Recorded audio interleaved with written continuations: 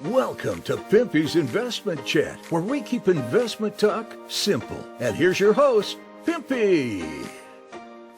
What is going on out there, peeps? Sorry, I've been away for a couple of days. Been doing a lot of research, spiritually. Been heading down some paths that are, well, challenging to say the least. My life's journey, as far as spirituality is concerned, outweighs the need to do videos about the Iraqi dinar and anything else. But let's go ahead and get back into this because there's something happening in Saudi Arabia that is interesting to all of the Middle East. Before we get started, do me a favor, hit the thumbs up button. If you're not a subscriber, please do so, because when you do, it helps out the channel, and I certainly do appreciate it. If you're thinking about buying gold and silver, head on over to our friends at Miles Franklin. The link will be down below in the description.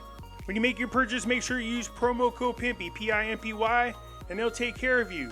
If you have any additional questions, you can reach us over here at this phone number or over here at this particular email. For all orders over $10,000, reach out by email and we'll make sure that you get a great deal.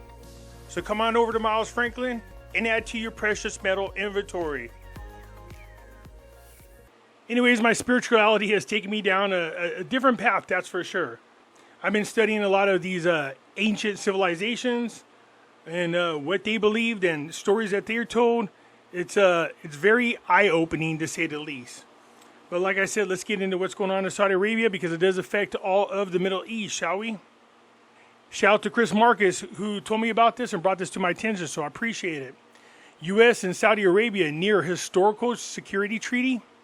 This deal includes irreversible measures that would lead to a Palestine state and an Israel acceptance. Ooh, a two-state situation. Sounds a lot like the Abraham Accord to me, but let's continue. The Biden administration is on the brink of finalizing a landmark security treaty with Saudi Arabia, marking a dramatic shift in U.S. foreign policy. This agreement, known as the Strategic Alliance Agreement, aims to formalize U.S. defense commitments to the Gulf nation while encouraging Saudi-Israel normalization, an outcome with a far-reaching implication for Middle Eastern geopolitics. This potential treaty represents a remarkable pivot for President Biden, who once vowed to hold Saudi Arabia accountable for the assassination of journalist Jamal Khashoggi. Now Biden is poised to extend a formal security guarantee to an oil-rich kingdom. Yeah, but this isn't the only time he tried to swipe Trump's ideas and make them his own. This is a lot like the Abraham Accords, is all it is. The treaty, which requires 2/3 majority vote in the U.S. Senate, is loosely modeled on the U.S.-Japan Mutual Security Pact. It would obligate the U.S. to defend Saudi Arabia if attacked, granting the U.S. access to Saudi Arabia's airspace, territory for protecting its interests and those of its regional allies. This move is intended to solidify Riyadh's alignment with Washington, explicitly prohibiting Chinese military presence or security cooperation within the kingdom, and basically pretty much keeps China out of the Middle East as far as military presence are concerned. National Security Advisor Jake Sullivan has emphasized the broader vision behind the treaty, linking Israel's long-term security to its integration and normalization with Arab states, including Saudi Arabia. We should not miss a historic opportunity to achieve the vision of a secure Israel, flanked by strong regional partners, presenting a powerful front to deter aggression and uphold regional stability. And I could see why they want this to happen, especially Saudi Arabia. Saudi Arabia's plan for the futures is crazy. They have these huge futuristic cities being built. Pretty much only the ultra rich can go.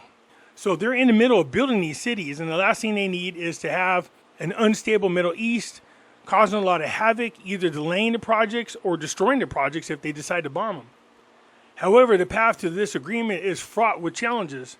Saudi Arabia has stipulated that it will not normalize ties with Israel without significant progress towards the establishment of a Palestine state. This demand includes irreversible steps towards a two-state solution, a prospect currently opposed by both the Israeli government and the majority of its public.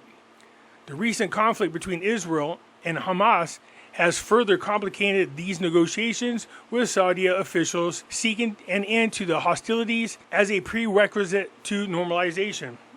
The draft treaty also includes provisions for the United States-Saudi civil nuclear agreement, allowing for the development of a civilian nuclear program in Saudi Arabia, another contentious issue that needs to be finalized. The potential inclusion of uranium enrichment capabilities has raised eyebrows given that broader geopolitical implications and the need to ensure non-proliferation standards. A formal security alliance with Saudi Arabia would be unprecedented, making it the only Arab state with such a treaty.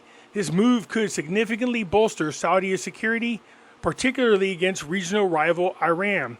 While reinforcing U.S. military presence in the Middle East, the deal would also represent a strategic victory for Washington, potentially disturbing China's efforts to expand its influence in the region. The ongoing negotiations reflects a complex interplay of regional dynamics, historical grievances, and strategic interests. For Biden, a successful treaty and Saudi Arabia normalization would represent a significant foreign policy triumph ahead of the 2024 presidential election, especially as he navigates domestic criticism over his support for Israel during the Gaza conflict. So yeah, that's really good for solidifying our position over in the Middle East. This is already being worked on during the Abraham Accords. But given all the things that are going on with the de-dollarization, why wouldn't there be some kind of agreement to make sure to maintain the US dollar's strength over there in the Middle East?